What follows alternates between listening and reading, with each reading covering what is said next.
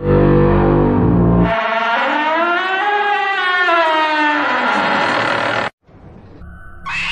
कहानी एक ऐसे जादूगरनी की है जिसे लोग शैतानों की मलिका, काली शक्तियों की रानी रूप माया के नाम से जानते थे। कंबन प्रदेश की सबसे शक्तिशाली जादूगरनी रूप माया। कहते हैं अमावस्या की काली रात इस रूप माया की शक्ति दोगुनी हो जाती थी।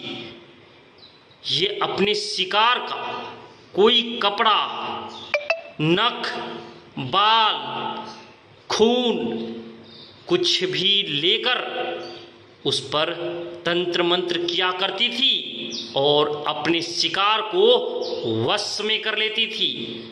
जब तक शिकार कुछ समझे तब तक बहुत देर हो जाती थी। वो झट से शिकार के सामने प्रकट हो जाती थी। अचानक शिकार को दबोच लेती थी।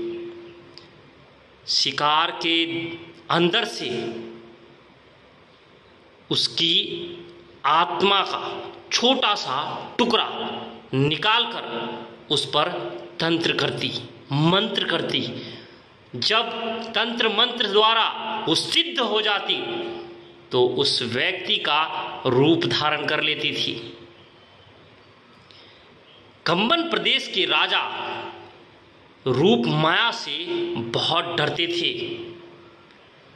वो चाहते थे रूप माया उसका प्रदेश छोड़ दे, पर रूप माया वहाँ कुछ शिष्यों को भी सिखाया करती थी, जिससे राजा और चिंतित रहा करते थे।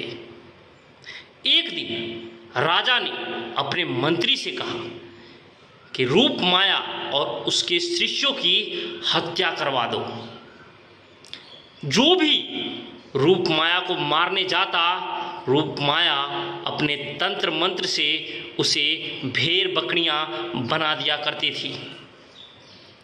एक दिन राजा और राजा के मंत्रियों ने योजना बनाई और रूप माया और उनके शिष्यों को अपने यहाँ दावत पर बुलाया।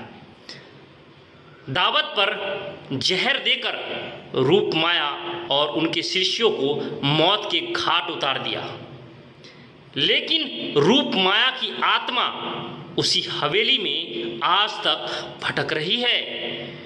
कोई भी आज भी उस हवेली में एक रात नहीं गुजार सकता, क्योंकि वो अतृप्त आत्मा कोई मामूली आत्मा नहीं, बल्कि काली शक्तियों की रानी, शैतानों की मलिका, जादूगरनी रूप माया की आत्मा है। दोस्तों, कहानी कैसी लगी कमेंट जरूर कीजिएगा।